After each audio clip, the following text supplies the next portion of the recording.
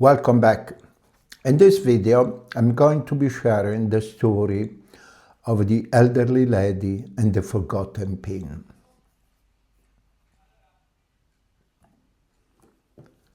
I was walking to the register of the dollar store today, arms full of paper towels and cleaning products, when I noticed a woman at the register ahead of me. She couldn't have been taller than 5 feet, maybe 83 or 84, wearing the Sunday best, a light blue suit, matching hat and a string of pearls that caught the fluorescent light.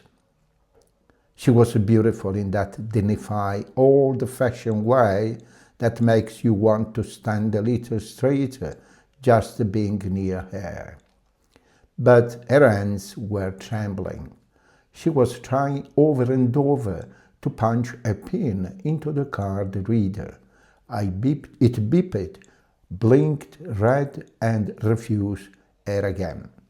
Behind me, a man sighed loud enough for everyone in the checkout line to hear. "Come on," he muttered, shifting from one foot to the other like she was still in time he could never get back.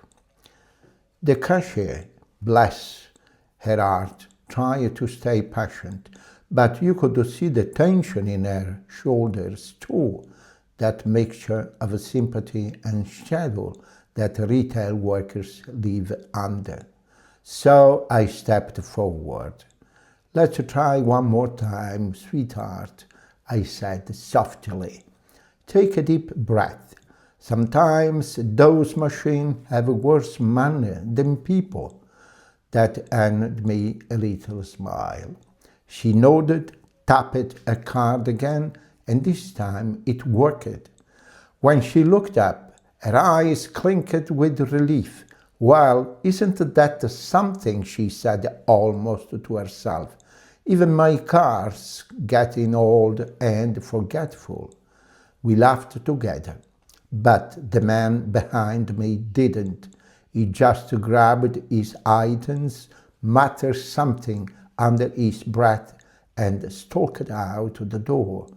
The cashier handed over the woman's receipt, and she started gathering her bags. Four of them, heavy with canned goods, laundry detergent, and a few treats that made me think she still enjoyed the little things. A box of sugar flowers, a new dish towel printed with sunflowers. She made her way to the exit, only to stop at the row of shopping carts.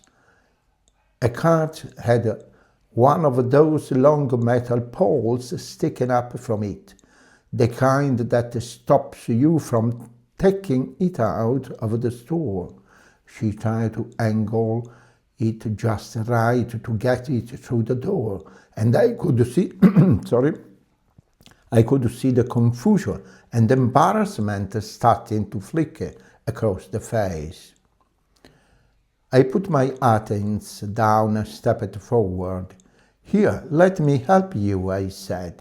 "Oh no," she insisted quickly, a voice tight but polite.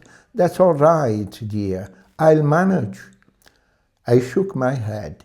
"You've already done your managing for the day. Please let me give you an hand." She hesitated, then looked out toward the parking lot where the sunlight was fading behind a row of cars. Then she looked back at her bag and sighed. "Well," she said quietly, "I don't want to trouble you. You might not even be parked near me." "Then I'll just walk a little further," I said, smiling. It'll do me good." That's when she finally let me help. As we walked out together, she introduced herself. "I'm Dixie," she said. "I'm 83. I stopped in after church and the grocery store. These errands wear my old body out sometimes." She chuckled, but it was the kind of laugh that hides a little exhaustion underneath. A car was parked near the back of the lot, one of those older Buicks that still had the Jesus loves you bumper sticker, faded from years of sunshine. As we loaded her bags into the trunk, she kept apologizing. I used to be faster, she said. Used to carry my grocery, my grandbabies, my whole world. Now look at me. Can't even remember my own PIN number. I want to tell her she didn't need to be fast, that she'd already done a running, a serving, a raising, but I just smiled and said, well, you are doing just fine, Dixie. When I closed her trunk and turned to wish her a good day, she reached into a purse and asked, how much do I owe you? I laughed, thinking she was joking. You don't owe me a thing. But her expression didn't change. Her hand trembled as she pulled out a wallet. No, you helped me carry those heavy bags. I must pay you. Her eyes softened, but the confusion remained. It's just the people. Don't do that anymore, she whispered. And she's right. When did kindness become a transcript? When did we start living like generosity required a receipt? As I drove home, I couldn't stop thinking about her, about how instinctively she'd reached for a wallet instead of a gratitude, because somewhere along the way we taught her that help must come with a price. Dixie isn't just one woman at a dollar store. She's all the elderly people try to hold on to their independence in a world that's racing past them. She's the tired man at the pharmacy, try to hear the pharmacist through his hearing aid. She is the woman in the grocery aisle, reading labels too small to see why someone behind her sigh impatiently. And if we are honest, we are failing them. We are failing our elderly, the people who built our towns, raised our parents, kept our neighborhood kind. We are failing our young ones too, who are growing up thinking eye contact is a threat and the patient is an optional. We have to do better.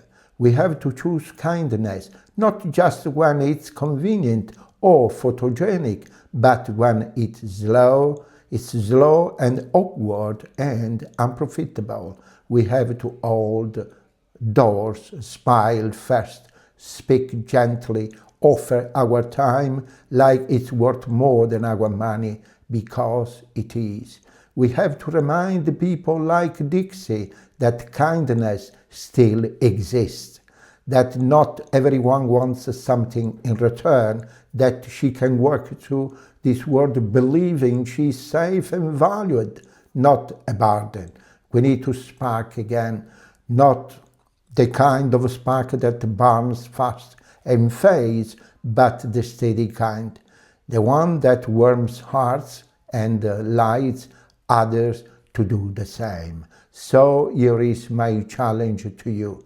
Tomorrow, be deliberate, go out of your way for someone, say you're welcome, a minute, ask a name, remember it. If you see someone like Dixie, don't wait to be asked. Step forward, offer, show them we remember what community feels like, because if we don't start sparking more light into this world, the shadows will keep growing, and one day we'll all be the ones standing at the checkout to try to remember our PIN, hoping someone behind us still remembers how to care. Can't we do better? For Dixie and also for all our elderly. Thank you so much for watching.